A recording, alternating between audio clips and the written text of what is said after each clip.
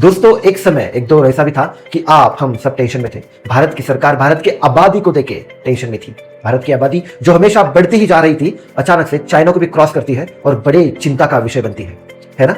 भारत की पॉपुलेशन हम सबको पता है कि कितनी ज्यादा है, पता है क्या। लेकिन अब लोगों को एक डर सता रहा है, स्पेशली भारत की सरकार को, कि यार ये लोक संख्या अब घटते घटते एक दिन ऐसा आएगा क्या कि लोक संख्या सीधा 0 हो जाएगी और लोग ही नहीं दिखेंगे। हाँ, ये सच है। एक स्टेट है भारत की, आंध्र प्रदेश, जिसमें TFR मतलब टोटल फर्टिलिटी रेट सीधा गिर के 1.5 बस इतना हो चुका है। भारत का जो औसतन TFR है वो है 2.1, लेकिन आंध्र प्रदेश का सिर्फ 1.5। और ये जो विषय है काफी चिंताजनक है।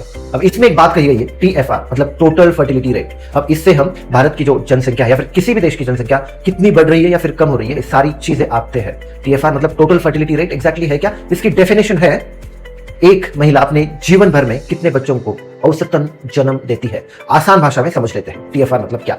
समझ लो एक परिवार है जिसमें एक पति और एक पत्नी आराम से अपनी जिंदगी जी रहे हैं, ठीक है। अब वे आगे जाके 2 बच्चों को जन्म देते हैं।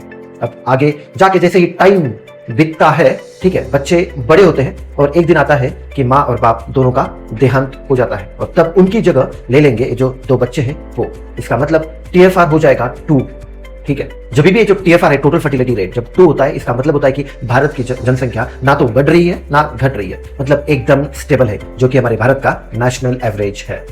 बात करते हैं, दूसरा एग्जांपल लेते हैं। एक परिवार है जिसमें माँ बाप आराम से अपनी जिंदगी जी रहे हैं और वे बस एक बच्चे को जन्म देते हैं। आगे बढ़कर जब माँ बाप का देहांत हो जाता है, उनकी जगह सिर्फ एक बच्चा ले लेता है। इसका मतलब क्या हुआ? माँ बाप 2 थे और उनकी जगह लेने के लिए बस एक ही बच्चा है। इसका मतलब जो भी जनसंख्या है वो घट रही है। ऐसे ही घटते घटते आंध्र प्रदेश का जो TFR है बस 1.5 बस इतना है फिलहाल अभी के लिए।